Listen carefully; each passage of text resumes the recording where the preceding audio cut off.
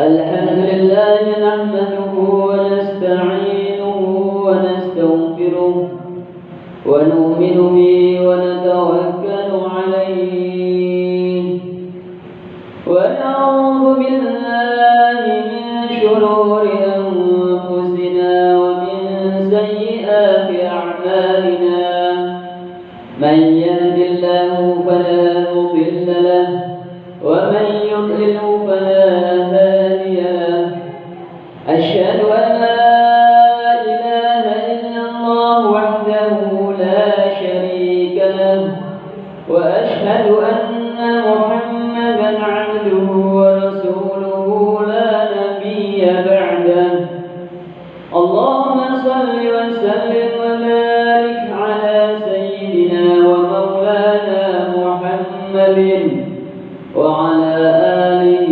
وأصحابه والتابعين لهم بإحسان إلى يوم القيامة أما بعد عباد الله اتقوا الله حق تقاته ولا تموتن إلا وأنتم مسلمون اتقوا الله فقد فاز المتقون قال الله تعالى في القرآن العظيم بعد أعوذ بالله من الشيطان الرجيم بسم الله الرحمن الرحيم إنا أعطيناك الكوثر فصل لربك وانهر إن شانئك هو الأبتر. Hadirin jamaah Jumat yang dirahmati oleh Allah Subhanahu wa Ta'ala, di hari yang berbahagia ini, di hari yang mulia pula,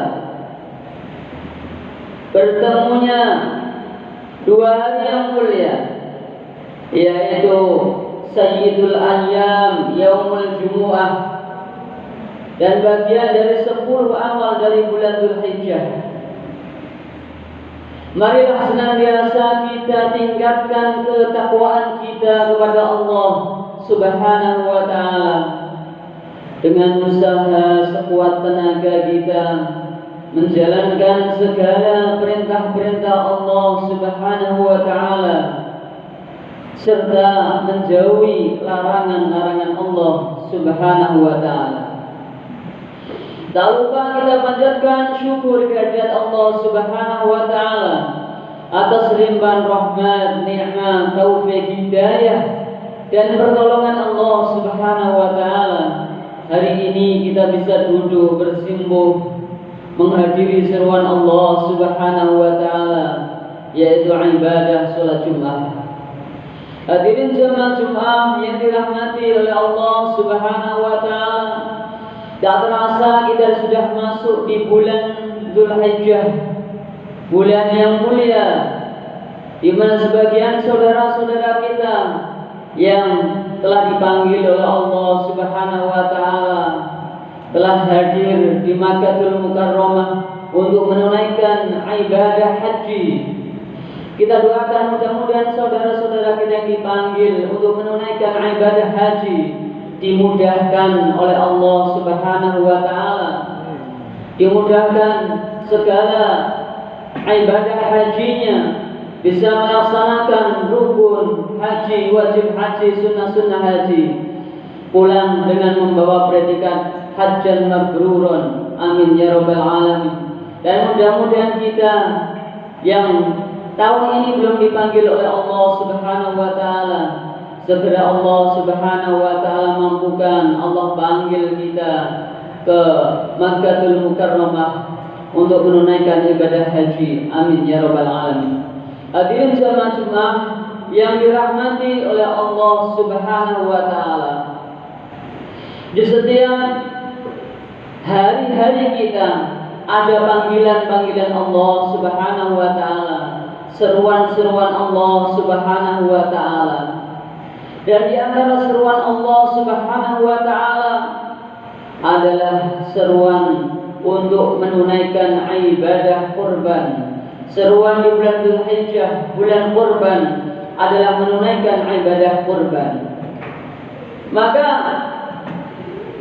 di antara hikmah berkurban, banyak sekali kita dapatkan hikmah-hikmah.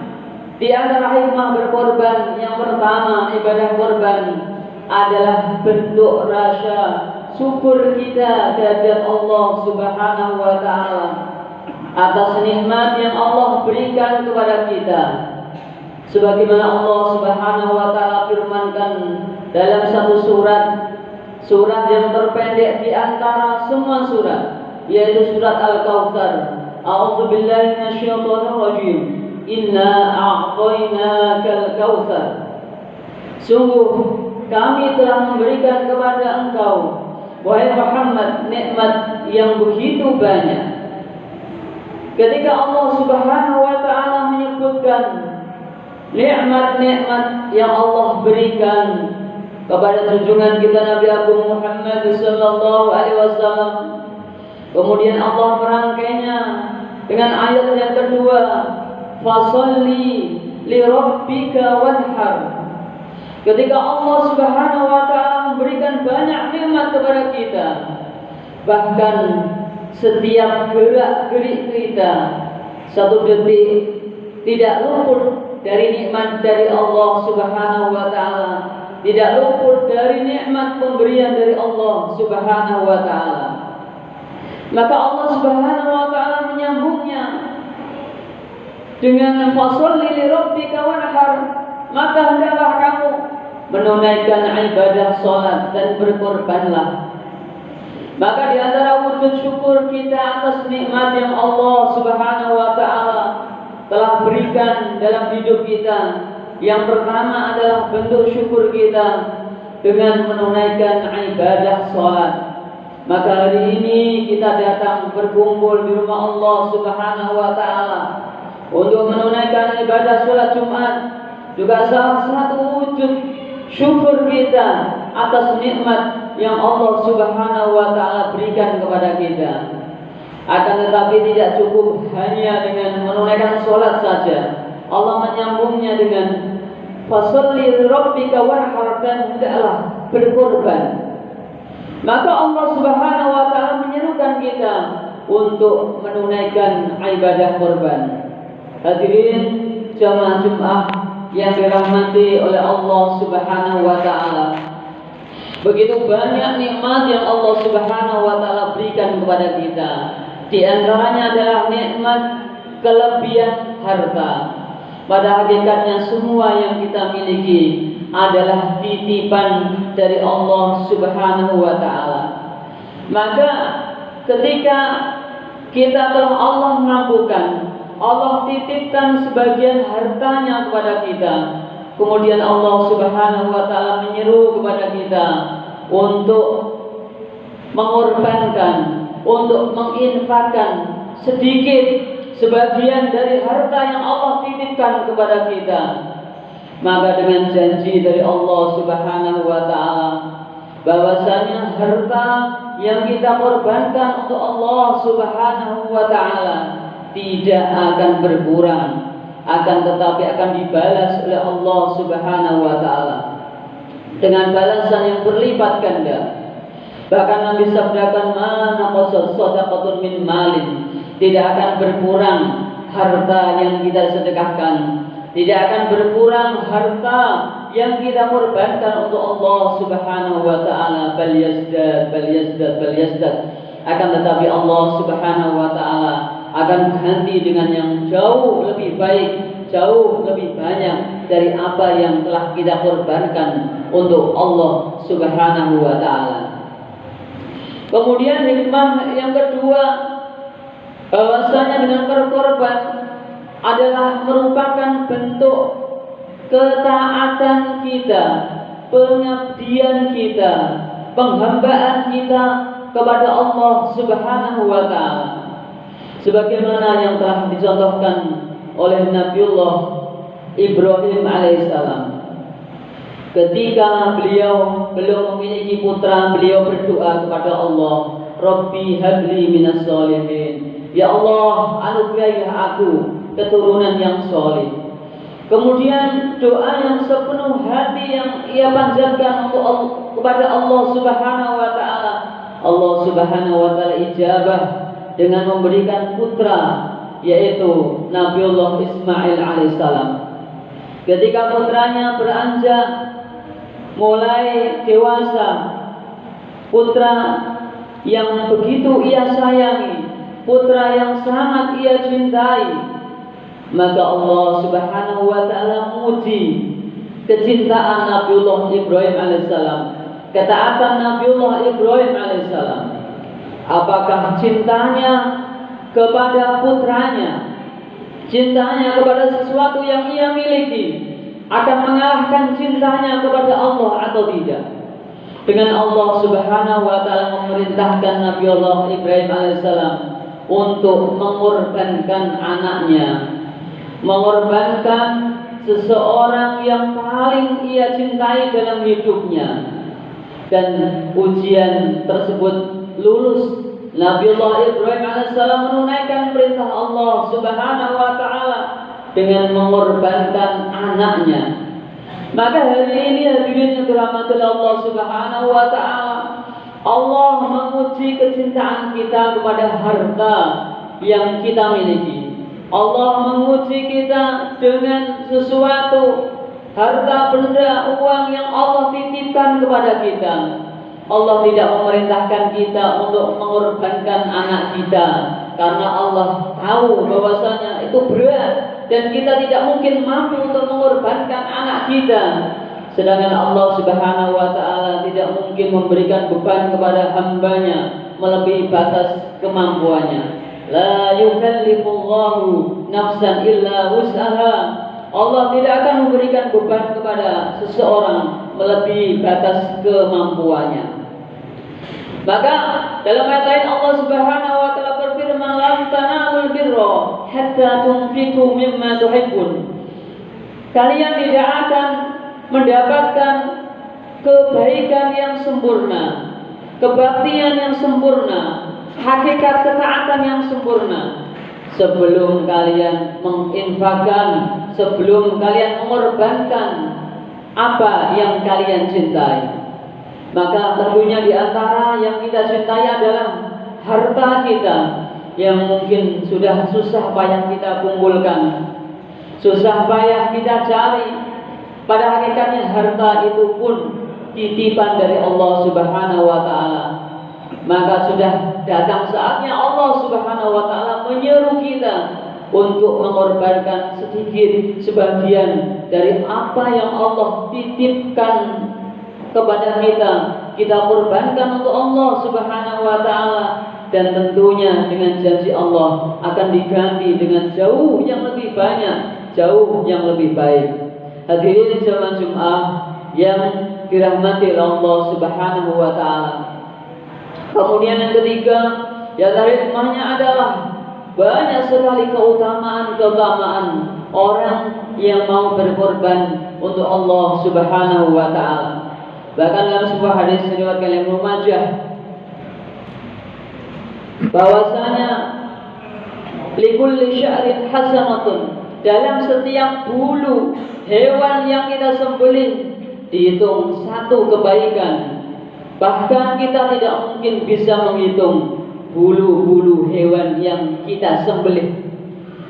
Itu merupakan betapa banyaknya kebaikan pahala yang Allah berikan kepada orang yang mau berkorban nanti di hari korban, yaitu di tanggal 10 Dzulhijjah.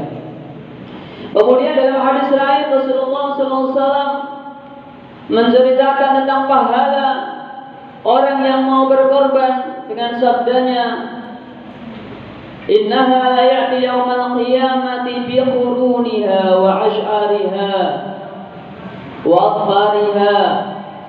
Seseorang yang berkorban nanti, hewan yang ia korbankan untuk Allah Subhanahu wa taala akan datang pada hari kiamat dengan tanduknya, bulu-bulunya, kuku-kukunya akan Allah datangkan di hari kiamat sebagai saksi atas ketaatan kita, pengorbanan kita untuk Allah Subhanahu wa taala. Hadirin jemaah Jumat yang dirahmati oleh Allah Subhanahu wa taala. Maka masih ada kesempatan untuk kita untuk mengorbankan apa yang Allah telah titipkan kepada kita, dengan keyakinan bahwasanya apa yang kita korbankan untuk Allah Subhanahu wa taala, kita yakini dalam hati tidak akan mengurangi harta kita, tidak akan mengurangi kekayaan kita, justru akan diganti oleh Allah dengan kebaikan-kebaikan dan keberkahan-keberkahan dalam hidup kita. Mungkin Allah Subhanahu wa taala akan berkahi harta kita, dan Allah Subhanahu wa taala akan memberkahi keluarga kita, keturunan kita, sebagaimana Allah Subhanahu wa taala telah memberkahi keluarga dan keturunan Nabiullah Ibrahim alaihissalam. Hadirin jemaah yang dirahmati oleh Allah Subhanahu wa taala. Dan tentunya tidak ada jaminan bagi kita, tidak ada jaminan bagi kita untuk kita bisa bertemu kembali, untuk kita bisa bertemu kembali dengan Idul Adha tahun depan. Tidak ada jaminan umur kita akan sampai ke Idul Adha yang akan datang. Maka jangan sia-siakan kesempatan yang Allah Subhanahu wa taala berikan kepada kita. Sampai Rasulullah SAW mengancam orang yang Allah telah beri kemampuan akan tetapi ia tidak mau berkorban dengan sabdanya, dengan sabda Rasulullah SAW, "Man kana lahu sa'atan wa lam yudhi fala yaqrabanna musallana." Barang siapa yang Allah Subhanahu wa taala beri keluasan harta, Allah berikan kelapangan, ia mampu untuk berkorban, akan tetapi ia enggan untuk berkorban, ia tidak mau berkorban, fala yaqrabanna musallana, maka ia jangan dekat-dekat dengan musola kami, dengan tempat sholat kami. Hadirin jemaah Jumat yang dirahmati oleh Allah Subhanahu wa taala.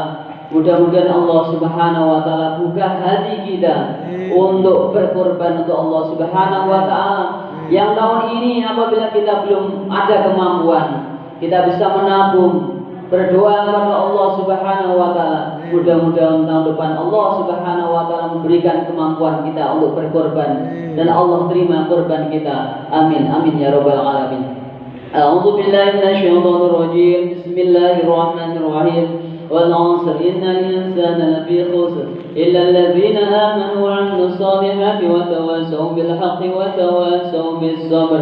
بارك الله في القرآن العظيم ونفعني وإياكم ما فيه من الآيات والذكر الحكيم وتقبل مني ومنكم تلاوته إنه سميع عليم وقل ربي ارحم وأنت خير الراحمين.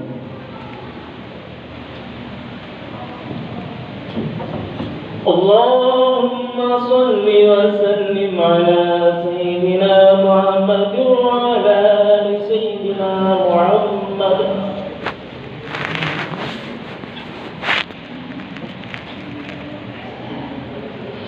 الحمد لله الذي هدانا لهذا وما كنا لنهتدي لولا أن هدانا الله. أشهد أن لا إله إلا الله وحده لا شريك له وأشهد أن محمدا عبده ورسوله لا نبي بعده. اللهم صل وسلم وبارك على سيدنا ومولانا محمد وعلى آله وأصحابه ومن تبعهم بإحسان إلى يوم الدين. أما بعد، عباد الله اتقوا الله حق تقاته ولا تموتن إلا وأنتم مسلمون.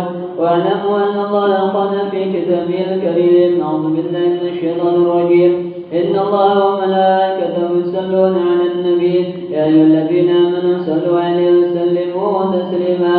اللهم صل وسلم وبارك على سيدنا محمد وعلى آله وأصحابه والتابعين والتابع التابعين وارحمنا معهم برحمتك يا أرحم الراحمين. اللهم اغفر للمؤمنين والمؤمنات والمسلمين والمسلمات الأحياء منهم والأموات إنك سميع قريب مجيب الدعوات ويا قاضي الحاجات. ربنا اغفر لنا ولإخواننا الذين سبقونا بالإيمان ولا تجعل في قلوبنا غلا للذين آمنوا ربنا إنك رؤوف رحيم.